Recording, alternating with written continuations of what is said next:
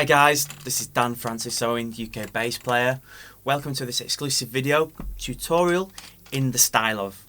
Today we're going to be looking at one of the most sought after session players in the world, Pino Palladino. With such a diverse career, it'd be extremely difficult to cover everything and do the man justice within this short video and the short amount of time that we've got today. Taking into consideration the amount of artists that he's worked with, including Paul Young, The Who, John Mayer Trio, Alita Adams, Elton John, Jeff Beck, Erykah Badu, D'Angelo, BB King, PSP, Herbie Hancock. The list is endless, it goes on and on. So basically what we're going to be doing today is taking a snapshot into one of the focal points within his career. And we're going to be looking at the hookup between himself and neo-soul singer D'Angelo. Specifically looking into his work on D'Angelo's second studio album, which was entitled Voodoo. So when we are studying any style of music or player, what we need to do is deconstruct and analyse every element of that style or player, which when combined create the end result which we are trying to achieve or replicate. This being the approach to harmony, rhythm, feel, sound, and also any signature aspects, like signature fills. Now, for us to do that today, what I've done, I've composed a short study piece which encompasses various musical vocabulary of Pino's armoury, in a similar vein to Player Player from Voodoo. So let's check that out.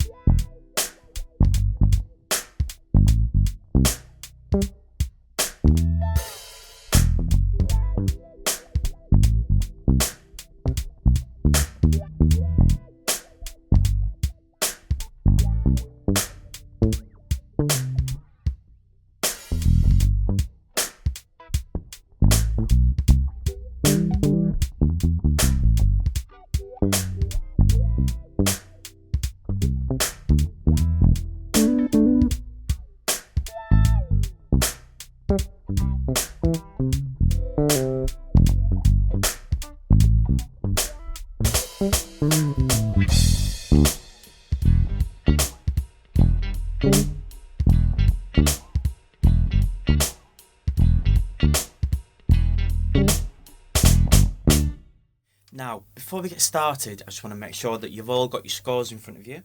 Now, for those of you that don't read music, I really do not want you to be disheartened or overwhelmed with the dots on the page by what you're seeing. I want you to use it as an opportunity to start making the connection between what's on the page and on your bass, and also with what you're hearing as well. Because being able to read is a great tool, and also it makes you even that more employable, and you will be asked at some point in your career whether you can read or not. So yeah, no time like the present. Let's get started. So the study piece opens with a lazy hip hop meets funk type of groove based on an E minor 7 chord. Now, there is a little bit of space in the groove. Now, what I've heard Pino do in similar situations is decorate a groove like this with what you might use would be something like a tritone double stop. That was a tritone double stop. Okay. Now, I'm sure that you've heard it many times before. Jacko and numerous other funk players are really fond of it. You've probably heard it in a context similar to something like this.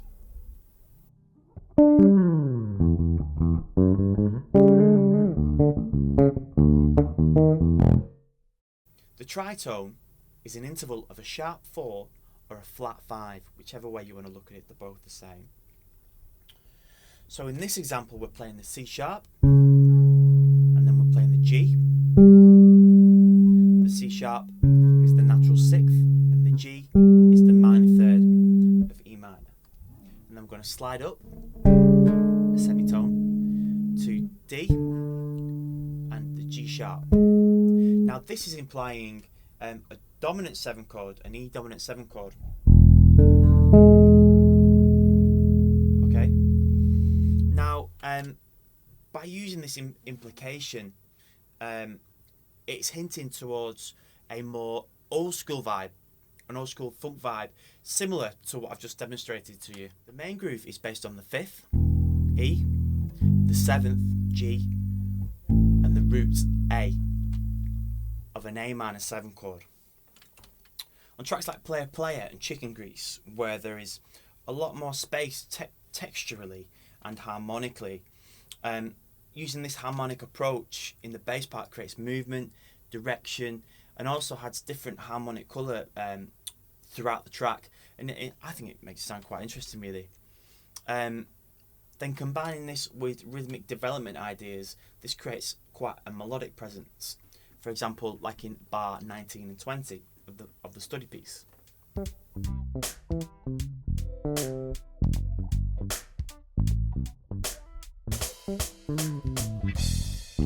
So, in the example that you've just heard,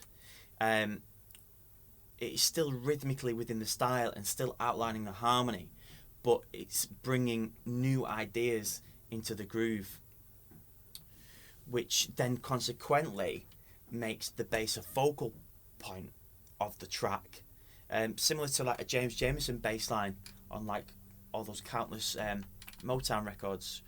Pino is highly inspired. Over the years, Pino has developed his own characteristics, his own signature characteristics, which obviously make him very identifiable. For example, his hammer-on with a double stop in bar 17. Okay, let's check out the notes. So we're playing an A and a D. We're barring that, so that's the root and the 11th. Then we're hammering on to the B to the 9th. Now Pino would use this on different harmonic degrees of the chord. So we're still in the A minor 7 chord. So we can start on the root, starting on the A, starting the shape on the A. We can start on the 7th. We can also start it on the 11th, as demonstrated in bars 14 and 17. Another characteristic that Pino has become well known for is what I've decided to coin, the Paladino pull-off. Check it out in bar 12 and 19. It goes like this.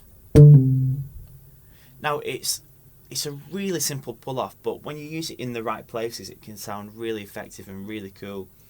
Now again, it's a shape really that you can throw around.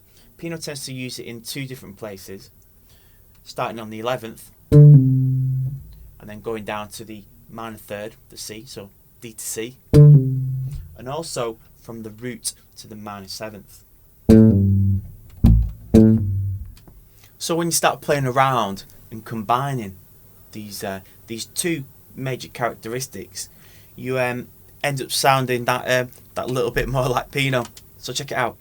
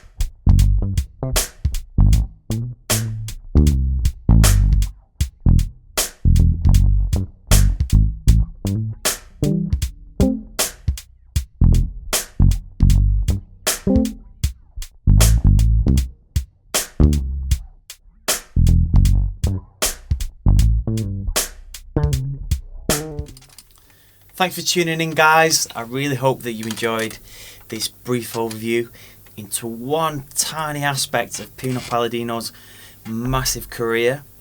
Check out the essential listening and start transcribing this master, because there is a lot more to learn. Remember that there's always something to learn from every single bass line, so keep listening. I'll see you next time.